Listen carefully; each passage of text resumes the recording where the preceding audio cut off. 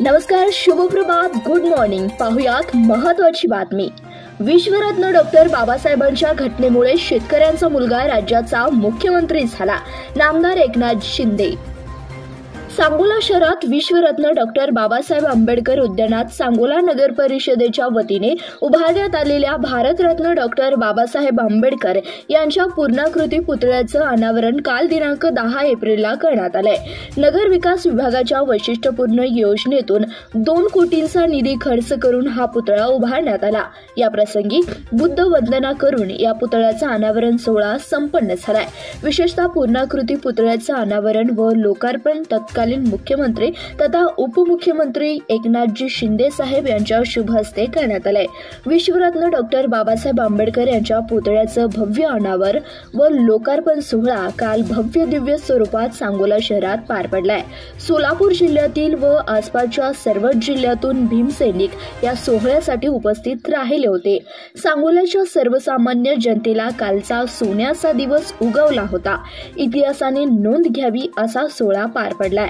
मानव जातीला सुखकर जीवन जगण्याचा मार्ग देणाऱ्या, सर्वांना समान न्याय हक्क मिळवून देणाऱ्या, जगात एक नंबरची आपल्या देशाला आदर्श राज्यघटना देणारे विश्वरत्न डॉक्टर बाबासाहेब आंबेडकर या महामानवाचा भव्य दिव्य पूर्णाकृती पुतळा उभा राहत असताना एक मनस्वी आनंद सर्वसामान्य जनतेला होत होता.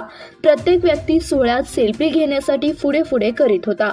विशेषतः माजी आमदार शहाजीबापू पाटील, पर्यटन मंत्री शंभूराजे देसाई, सोलापूर जिल्ह्याचे पालकमंत्री जयकुमार गोरे यांच्या हस्ते व माढ्याचे खासदार धैर्यशील मोहिते पाटील, माजी आमदार शहाजीबापू पाटील, आमदार डॉक्टर बाबासाहेब देशमुख, आमदार राजेंद्र खरे, आमदार समाधान अवताडे, माजी नगराध्यक्ष रफिक नदाफ, माजी नगराध्यक्ष प्राध्यापक PC झपके सर, माजी आमदार दीपक आबा साळुंके पाटील, भाजपचे जिल्हाध्यक्ष चेतनसिंह केदार सावंत, उपमुख्यमंत्री वैद्यकीय मदत कक्ष प्रमुख मंगेश चिवटे, महेश साटे, साईनाथ अभंगराव, माजी नगरसेवक संपादक सतीश सावंत, जयंती मंडळाचे अध्यक्ष तानाजीबापू बनसोडे, किशोरजी बनसोडे, रुपेश बनसोडे, कुंदन बनसोडे, मिलिंद बनसोडे, ॲडव्होकेट अक्षयदादा बनसोडे, बाळासाहेब बनसोडे, दादासाहेब जाधव यांच्यासह जयंती उत्सव मंडळाचे पदाधिकारी, भीम अनुयायी, विविध पक्षाचे पदाधिकारी, कार्यकर्ते,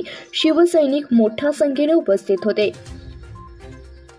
आपल्या भाषणात उपमुख्यमंत्री म्हणाले की सांगोल्यातील डॉक्टर बाबासाहेब आंबेडकर यांच्या पुतळ्यासाठी मी मुख्यमंत्री असताना 2 कोटी दिल्याचं सांगितलं, पण ते माझ्या लक्षातही नाही.